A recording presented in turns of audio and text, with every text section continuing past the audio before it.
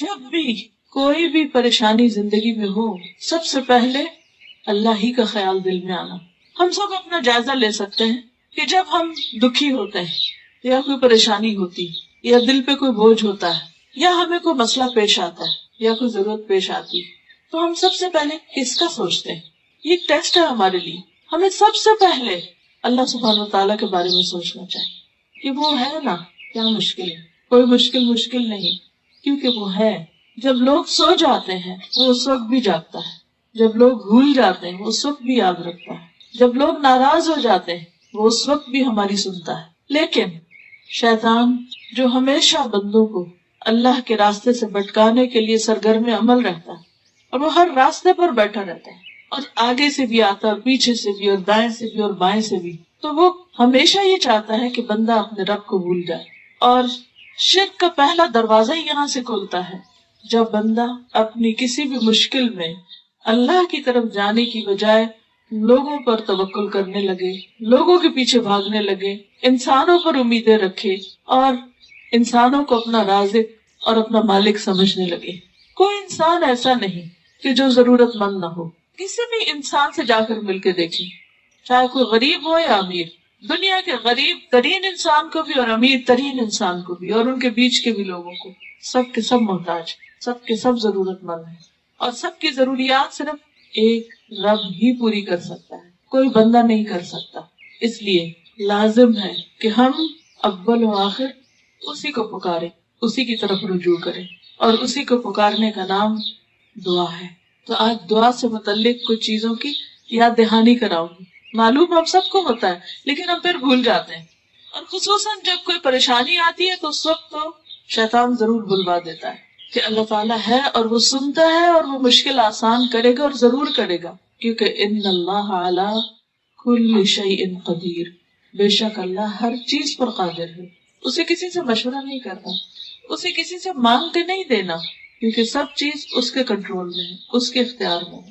نوح علیہ السلام کے بارے میں قرآن مجید میں آتا ہے سورۃ الصافات 75، وَلَقَدْ نَادَانَا نُوحٌ وَلَنِعْمَ الْمُجِيبُونَ، اور البتہ تحقیق نوح علیہ السلام نے ہمیں پکارا تھا جب لوگوں نے انہیں انتہائی تنگ کر دیا اور ان کی بات مان کر نہیں دیتے تھے، تو اس مشکل میں انہوں نے ہمیں پکارا تھا. وَلَنِعْمَ الْمُجِيبُونَ، ہم کتنا اچھا جواب دینے والے. اللہ نے ان کی دعا سنی، بہترین طریقے سے سنی، دعا قبول کی اور ان کی مشکل آسان کر دی. مشکل کتنی بھی بڑی ہو، آزمائش کتنی بھی طویل ہو، دکھ اور درد کتنا بھی گہرا کیوں نہ ہو، کسی بھی قسم کا کیوں نہ ہو، کبھی بھی اللہ کی رحمت سے مایوس نہیں ہونا چاہیے. ہمیشہ پر امید رہنا چاہیے. ہمارے لیے مشکل ہوتی ہے، اللہ کے لیے مشکل نہیں. انسانوں کے خزانے ختم ہو جاتے ہیں، اللہ کے ختم نہیں ہوتے. اور پھر ہماری عقل جواب دے جاتی کہ کسی مسئلے کا حل کیا کرے، کیسے کرے، لیکن اس کے علم کی کوئی انتہا نہیں. اس لیے ہمیشہ ہر حال میں، ہر موقع پر، چھوٹی ضرورت میں اور بڑی ضرورت میں اسی کو پکارتے رہنا چاہیے. وَاذْكُرْ رَبَّكَ فِي نَفْسِكَ، بندوں کو پکارنے کے لیے تو اونچی آواز میں بولنا پڑتا ہے، چیخنا چلانا پڑتا ہے، لیکن اس کو دل میں تضرعا وخیفۃ، عاجزی اور زاری کے ساتھ، گڑ گڑا کے، چپکے ودون الجہر من القول، اور آہستہ آہستہ زیر لب باتیں کرتے کرتے، بالغدو والآصال، صبح اور شام، ولا تکن من الغافلین، اور غافلین میں سے نہ ہونا.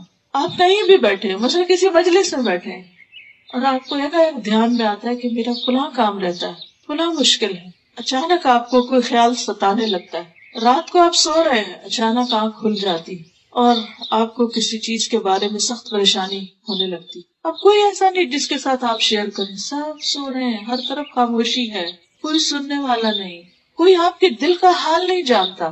بعض اوقات آپ کسی کو اپنے دل کا حال بتانے لگتے ہو، وہ آپ کو ایسی بات کرے گا کہ آپ سوچیں گے کہ اس کو بتایا بھی کیوں، یعنی خود ہی شرمندہ ہو جائے. کوئی نہیں جانتا کہ ہمارے اندر کی تکلیف کتنی ہے. کوئی پیمانہ ہے ہی نہیں اس کو جج کرنے کا، اس کو ناپنے کا. ہمارا بلڈ پریشر جاننے کے لیے تو آلات موجود ہیں، شوگر چیک کرنے کے لیے بھی ہیں، بخار ہو گیا اس کو بھی جان سکتے ہیں، لیکن اندر کسی کے دکھ اور درد اور زخم کتنے ہیں کوئی پیمانہ نہیں، کوئی نہیں جان سکتا سوائے اس سے ایک اللہ کے. بعض باتیں ایسی ہوتی ہیں کہ جو آپ کسی کے ساتھ شیئر بھی نہیں کر سکتے. کچھ تو ہوتا ہے انسان اپنے بہن بھائی کے ساتھ، دوست کے ساتھ، رشتہ داروں کے ساتھ، قریبی لوگوں کے ساتھ، خیر خواہوں کے ساتھ شیئر کرتا ہے، ان سے مشورہ مانگتا ہے، ان سے مدد مانگتا ہے. بعض اوقات لوگ مدد کرتے ہیں لیکن ایک حد تک جا کر اس کے بعد وہ بے بس ہوتے ہیں کیونکہ ان کے ہاتھ میں کچھ بھی نہیں. ان سب چیزوں کا مالک صرف ایک اللہ ہے. اس لیے اسی کی طرف رجوع کرنا چاہیے، کیونکہ جب اس کے سامنے آپ اپنی ضرورت رکھتے ہیں تو آپ کو شرمندہ نہیں کرتا.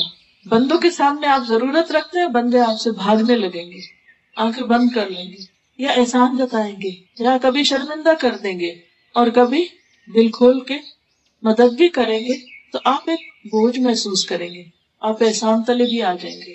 اور بعض اوقات ہو سکتا ہے کہ آپ ان سے کچھ شیئر کریں، وہ آگے کسی اور کو بتا دیں، وہ آپ کا پردہ ہی نہ رکھیں، لیکن اللہ سبحانہ و تعالیٰ آپ کا پردہ رکھتے ہیں. کچھ بیماریاں ایسی ہوتی ہیں انسان کو، کچھ روگ ایسے ہوتے ہیں، کچھ دل کے وسوسے ایسے ہوتے ہیں کہ انسان ان کو زبان پر بھی نہیں لانا چاہتا. ایوب علیہ السلام کے اوپر جب تکلیف آئی تو شیطان نے ان کو طرح طرح کے وسوسے ڈالے. انی مسنی الشیطان بنصب وعذاب، کہ اس نے تھکا دیا، اس نے طرح طرح کے وسوسے ڈالے. بعض بیماریاں جسمانی نہیں ہوتی، قلبی بھی نہیں ہوتی، لیکن وہ ذہنی ہوتی ہیں کہ انسان کچھ چیزوں کے بارے میں کنفیوز ہوتا ہے، سارٹ آؤٹ نہیں کر سکتا، اس کو کسی چیز کے بارے میں رہنمائی، ہدایت چاہیے ہوتی ہے، گائیڈ